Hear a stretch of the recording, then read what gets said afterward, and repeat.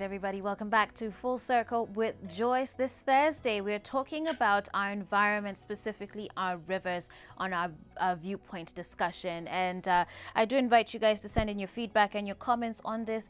What is your take on the state of our rivers? There's been an image circulating on social media of Athi River and fish just on the shore banks there dying because of the pollution. Of course, we've seen a lot of images and news stories about the filth, really, that is in our rivers here in Kenya. And I want to take your feedback on that. 22999 is the SMS line. You can also reach us on our social media platforms at Switch TV Kenya on Facebook and Twitter, and at Switch TV KE on Instagram. Joining me to discuss this, I have with me Christopher Mureithi, who's a community environmentalist. Karibu tena to the show. Asante sana. I also have with us Chris Gweth, who's a political and social analyst. Welcome to the show as well. Okay. All right, gentlemen. So, you know, Christopher, the last time you were here, we had a very fascinating discussion about these very same rivers. An expose had been done showing the level of pollutants in our rivers, chemicals and all sorts of minerals that now Kenyans are consuming because of that. Well, now NEMA has actually, the regulator for this, NEMA, has shut down 4 companies in Nairobi's industrial area for discharging life-threatening waste into Nairobi River. According to NEMA Director General Mamo Bimamo, one of the companies is a paper recycling company and doesn't have efficient wastewater treatment plants. And so, you know, when you hear this, obviously, I guess that's a good move as far as companies being shut down, but in terms of the long term, because these are only 4, and presumably this is a bigger issue than just the 4 companies. You know, does that give you any sort of comfort? What do you think? Well, we've been living with these problems and in the full knowledge of NEMA, and that is why NEMA was constituted, with a backing of a host of big laws, I mean like MCA 2016 and other laws for offering guidelines on how industries or property owners or individuals, how they should deal with their liquid waste, effluent of whatever kind. So this has been there. Well, it's coming at a time when, if you look at it carefully, it's when at a time that this impunity, corruption is being fought from the top. Yeah. And I think they don't want to be left behind. The question we should be asking ourselves, where were they before? I mean, these industries were there. And we know that when one wants to construct even a simple house, he needs approval from NEMA. Right. And the approval for NEMA is to show how, where you will be able to control, manage, or contain your either liquid waste or your solid waste. These things have been there. The approvals have been done. So if you look at a certain building or construction coming up, there should be a signboard there outside showing that it has been approved by NEMA, which means the NEMA experts have been on site to make sure that all regulations and guidelines according to NEMA laws have been followed. Right. So NEMA should have been on the ground. They know about those things. Right. Let's not try to. I'm not sugarcoating them. I'm not even congratulating them because it has been happening. Right.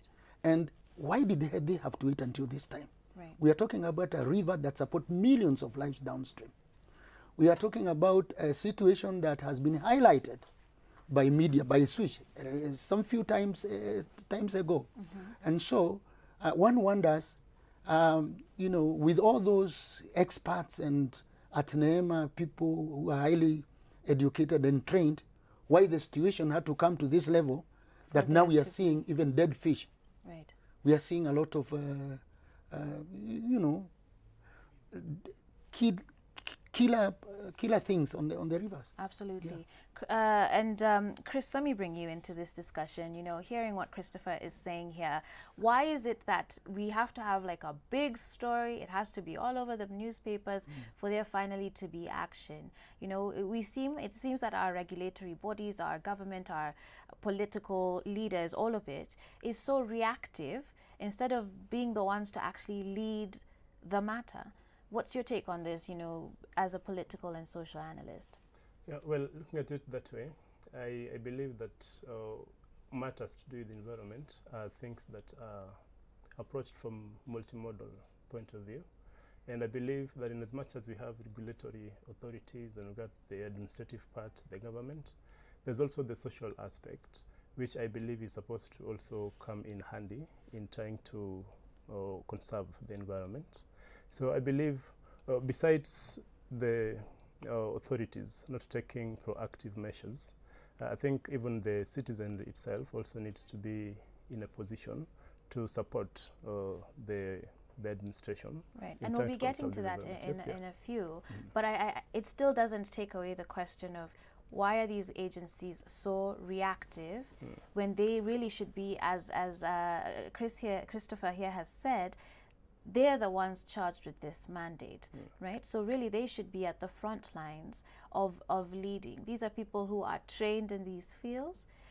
So at the end of the day, they should be the ones at the front line of creating policy before it becomes a story about fish dying, or before it becomes a story about there being lead and copper and whatever else in our water. Yeah, I think owing to that, then one will ask whether exactly NEMA and other regulatory bodies do have capacity and the ability to assess these factors. Another question that we will be able to ask, especially to the authorities, is do we have the planning and the resources that are needed so that we are able to proactively address these issues? Yeah. Because I believe there is that aspect of having a signpost, before you come up with the construction that NEMA has approved. But has this approval been out of proper assessment, or is it that you going to NEMA offices and reporting that I want to construct a house or I want to come up with this building, and then you're given an approval? So I think the question will be the capacity in terms of personnel, in terms of expertise, to go on the ground and assure and ensure that these things are worked out. And do you agree with that? Is it a question of capacity? Well, I've interacted with the NEMA in Kajiado, and I know the entire office in Kajiado is manned by 3 personnel, highly qualified. The size of Kajiado is a little bit larger. However, when we are speaking about the capacity, in human capacity, and also in matters of logistics, they are able to visit places. Because I think more of it is about finding out, being on the ground, knowing what is going on, what is happening in our industries. Let's say, for example, we are talking about the EPZ, where we have seen several companies now being shut down because of massive release of effluent into the Athi River, and we can see the results. We have seen the last 3 days, we've seen all that is happening. So the capacity is there. And I think one of the key things that we are facing here in Kenya, we better talk it like that, is that people, when they are giving positions of work, they take it as personal enterprises, where people make money out of situations that should have been regarded as dangerous. Why am I saying so? Why, like I have a situation where I invited NEMA to come and correct a situation on the ground, and after I went, someone called me and said, "Hey, Chris, do you know what? These guys have been bribed." You call them on a situation on the ground, they find a way now of intimidating the polluter, and the polluter ends up like bribing them so that he's not taken forward, yani kupelekwa mbele. Okay, so there's a lot of questions. There is a lot of questions. There is integrity issues. There is a lot of integrity issues at NEMA. Okay. And this is the major thing, because they are dealing with the mega industries. These mega industries they want to cut short, use shortcuts. And we know exactly what has been happening. So NEMA is to blame. They must take responsibility and blame. All right, so very strong sentiments there from Christopher Mureithi, who of course is a community environmentalist. Perhaps then, if it's a question of capacity, we hereby nominate Christopher. Unafaa uingie hiyo NEMA, labda wendio. You should lead it, given all your passion and enthusiasm for it. But certainly your points are certainly taken. And very shortly, I'm going to be sharing an image with you guys. We can get that on our screens. Let's get that ready to go, guys. An image of the pollution in Athi River, specifically this image that I said was happening yesterday, and you can see it there. That is Athi River. This is at the banks or the shore of it, and that is fish. This is a very repulsing image, I have to say. Very sad. And you see, the thing is, Kenya is already being classified as a water scarce nation by the United Nations. And so when you look at an image like that, already we're talking about, you know, Mara, it's questions of how our vegetables are grown. Now even the fish cannot survive in their own environment. You know, Christopher, when you look at this, what do you feel? I feel mad. I feel angry because these are situations that we could prevent. I go back to where my brother has said about individual levels. I know that the law says that each and every person who owns a property or has a house is mandated to control their own water or their own wastewater and their own solid waste. This must come as from the individual because it starts with me. So we also need to look at that. But again, we go back to the enforcement, to the law. Does NEMA, public health officers, environmental officers, do they check on whether these individuals who own plots, who own those properties, are they complying to the law? This is the matter of checking out, coming and going around, like the way I see the police officers are manning on the roads every day and every out, every day in and every day out. Why don't we see that happening? A kind of seeing NEMA, public health officers, they only come whenever this situation has been brought and the red flags have been raised. Yeah. So it has to start from our premises, our houses, our individual properties. So we start looking. When I see this, and I remember from our rivers, which is the other river, and you remember the documentary that we made with Switch TV. And this is what we were saying, that 10 kilometers upstream, the water is, sparkling clean, good water, like you can enjoy, drink it straight from it. 10 kilometers down the stream, it's highly polluted from the houses with the sludge, with sewer, with all kinds of waste. Then another 10 kilometers down the line, now it becomes more toxic from the industries. Wow. Now you can imagine if the fish are dying, hippos have died, and crocs have died. What about the people downstream who are farming vegetables and all that, goats and animals downstream, River Garana, all that way? I'm trying to think about the population. Sure. This is marginalizing communities now. This is a big way of marginalizing communities. Because water should be, clean water is a necessity for all of us. Yes, it is. We shouldn't be queuing on boreholes.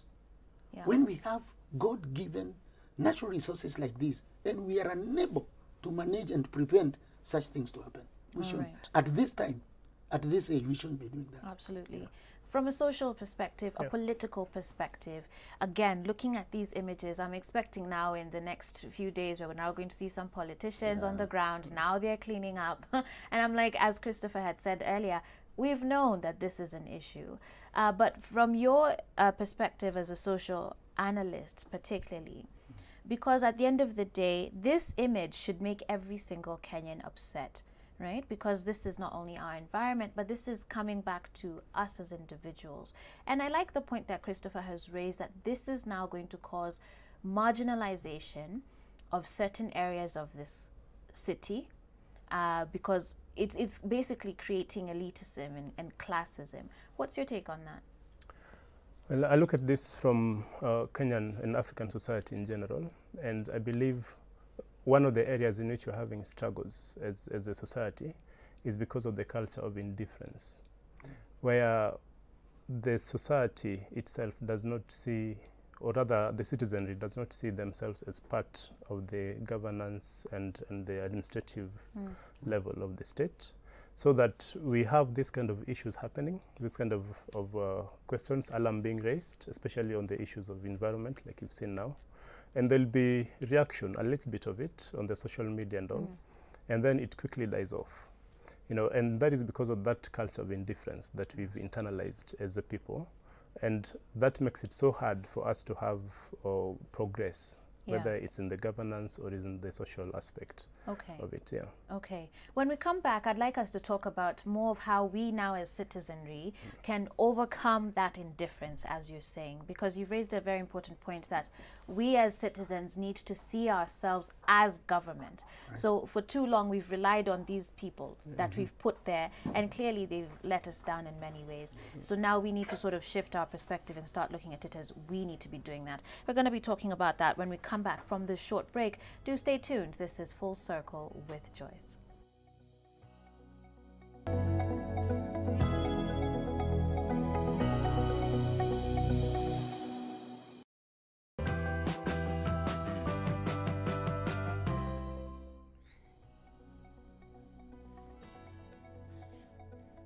All right, everybody, welcome back to Full Circle with Joyce. This morning on Viewpoint, we are talking about the state of our rivers, a very horrible situation we're seeing. I shared an image earlier of fish, dead fish at the side of Athi River because of pollution in our waters there. And of course, if the fish are dying, then you need to be thinking about your children and yourselves, the elderly, and a lot of low-income Kenyans who are relying on that same river source to plant their vegetables, wash their clothes, bathe their bodies, even perhaps drink that water. So this should be an issue that should make all of us very upset, as Christopher has said. I want to point to some of the feedback that we have coming in. Wamaida Washira, you agree with Chris Gweth here that the culture of indifference is our ailing problem, and you're watching us from Kajiado. I have Kamau Gitari Watumaini. You say, hey Joyce, corruption is the big enemy even to our environment. Hawa watu wa NEMA hawakujangi mashinani. You go to their office, now what they only ask you is iko wapi pesa ya malipo. Wow, okay, you say you're watching us from Tumaini, Nyandara County. Asante sana for that, Kamau. Let's talk about corruption, Chris Gweth. Here someone is saying corruption is the enemy even to our environment. Yes. It seems we've not, I don't think we have understood. You know, we look at the budget and we say it's, you know, a third of our, which is ridiculous that it's a third of our budget is consumed or eaten up by corruption. But the fact that basically at the end of the day, corruption is even affecting our environment. Like, let's just be honest with it. You know, when you hear statements like these ones from our audience members, you know, I don't know, what can one say at this point really concerning corruption if even now our water sources, you know, are at risk because of this lack of dedication, lack of integrity at the workplace? Yeah. Earlier on, my brother Mredi had said that part of the problems we face in our public administration is because of individuals taking up the positions as if they are personal enterprises. And that is only as far as what they can gain is concerned, not as far as the work that is put there is concerned. So I think not holding a public office as a public trust to the people is one of the major problems that we face. And corruption, of course, is always as a result of that. You know, people taking advantage of an opportunity to serve, to now benefit themselves. And corruption is also tolerated, I think, across the levels. You know, from the lead all the way to the leadership. And of course, a lot of things depends on it. And Mredi said that a lot of these moves we see with NEMA is because of public relations gimmicks to just try and block, you know, what has been happening underground. It's only after something has come up and things are out to the open that they move and, you know, they register a few companies and block a few people from doing a few things. But this is just as far as the public management is concerned. And that shouldn't even be enough. I think we need to get to a place in Kenya where if you've done something, there needs to be greater repercussion than saying, okay, you can't do it anymore. Because that's basically the situation that's happened here, saying that these 4 companies have been shut down. We want to hear what sort of fines are they going to pay, who is being held responsible for this. Unfortunately, that's not the information that we always tend to get out there. And so I think it's built the same indifference you're talking about, of people feeling like they can get away with anything, provided they have enough cash in their pockets. But turning that conversation now back to Wananchi, when we say, you know, when you were talking about indifference and the citizenry understanding that we as the citizenry are the ones responsible for governance, and we need to see ourselves as that way. How do we begin fostering that among ourselves? How does the citizenry rise up to take governance of this country? Because at this point, it sounds like we need a whole lot of anointing oil and a huge miracle. I think before he speaks, I think there is something that we need to discuss here. People, and mostly we have this culture of people don't love this country. Yeah. I look at it, people don't care about this country. Yeah. You know, you are just there to exploit it, to, you know, you just say, what is it for me? People don't love this country. People are not passionate about loving their country. People don't mind what's happening in their neighborhoods. You know, somebody is speeding over waste and liquid waste, and people are just passing by. That's none of my business. Kodeshwa na yako. That's what Kenyans are talking about. We are not patriotic enough to stand up and say and demand this is not right. Yeah. We are not going to allow it in our neighborhood. We are not happy with our leaders, with our agencies like NEMA. We are not happy about the public health officers.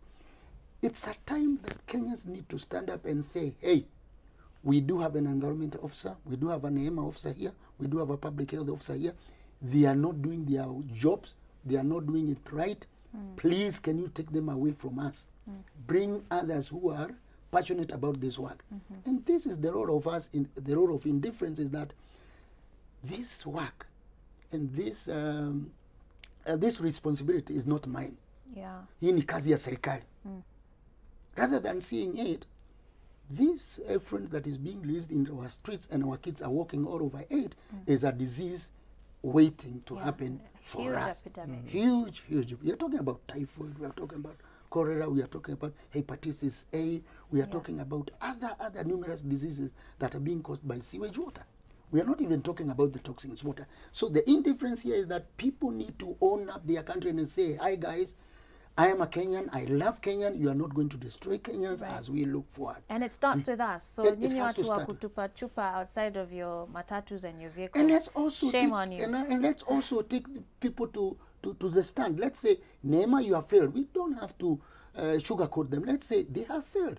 Why are we saying so? Why do we see houses being constructed right, left, and center without any proper plans? Yeah. No, we need to take this conversation further and say, we do not want unplanned mushrooming buildings coming all over the places without proper plans of how to contain and how to manage their waste. Yeah. And this is the problem. It also comes to that level where we're also saying, now we need a revolution by the people themselves. A revolution of our minds, of our mentality, of the way we think and perceive things to be. Yeah, you know, Chris, we cannot. tell me about that. I want Chris to chime in on that. Yes. You know, Yeah. this revolution of the mind. Yeah. And it's in many ways it's so necessary for us across all different levels. But you know, at the end of the day, there's that question: is that really the price Kenyans are willing to pay? Are we passionate enough about Kenya, our environment, to have that revolution? When you think of countries like when the Arab Spring happened, it was citizens who said they were sick and tired of things going on as they are. Do you think Kenya is ready for that? Well, as it is, all the pointers tells us that Kenya might not be exactly ready for that. We keep asking and trying to understand, you know, what are the points or what are the points of no return where Kenyans will say, this is enough. But just looking into what can we do so that you can at least be involved in the governance, I think what Christopher have said, that we need to first of all handle this at an individual level, at a family level. You know, how do you train your kids in the house to dispose waste? You know, how do you personally dispose waste? Right. You know, it begins there. And then going to the public system, there's a way in which we have processes, like we have county or participatory forums where we have barazas. You know, how many Kenyans do show up for these barazas and give their views of how they want to be governed, what they want, so which roads do they want street lights in these and these areas. Kenyans don't show up for this. You know, Kenyans don't show up in the parliament, in the public arena. You know, Kenyans don't follow a lot of governance areas. So I think it begins with that. And then when it comes to revolution of the mind, I believe the functions of the mind are actually what we see reflected in the behavior. And unfortunately, from our culture, you know, we are a culture of survival, a culture of now, you know, culture of the immediate. So we don't hold what we have in trust for future generations. Wow. Yeah, so I think until that mentality of stewardship is installed in us and we accept and buy into it, that we are able to see the need to conserve our environment. Yeah, and otherwise people will always look for the immediate. Yeah. You know, I want to be gratified, I want to have my needs met. So I'm going to cut down trees and make charcoal out of it, and then survive on that. And then what follows, the rains that will be stopped and the water shortage and all that, someone doesn't care about. Yeah, itajipanga. So I think we need to also do that. So even as we go into areas of coming up with more stringent rules on how you can conserve and preserve the environment, I think also another very important aspect is how are people being involved in this? How are they being empowered in their minds to change, have a mindset change? Yeah. Yeah. Wow, very strong comments there. Very good pointers too. Thank you, Chris Gweth, for that. Let me just read a comment here as we get ready to wind up this discussion. Joyce, I agree with Chris and Christopher. They're both Chris's to some regard, but she agrees with both of you. Let's not congratulate NEMA because they're the ones who approve each and every construction, and these problems were there and they were brought up by their actions, and now that these things are getting out of hand is when they are trying to run to the rescue. That's Irene watching us, Irene Kendi watching us from Mombasa. Gentlemen, this has been a really great discussion. I'm challenged on so many levels, you know, this revolution of the mind, you know, how passionate are we as Kenyans to see change in this country, in our environment, our social systems, our governance, our politics, you know, a huge challenge there to us. And as much as we can sit, and we know, you know, NEMA also needs to pull up their socks and all of these agencies, but how much of my socks have I pulled up as well? How much of your socks have you pulled up? Gentlemen, thank you very much for enlightening us this morning. With that said, we're going to take a break now as we get ready for our second hour of the show. This is our lifestyle hour, and today we're looking at change makers. Specifically, we're going to be talking to representatives from Color My World Kenya, Althea Foundation, as well as Cup of Uji, as they tell us a bit about their initiatives and how they are changing society. This and so much more when we come back in just a bit. Stay tuned.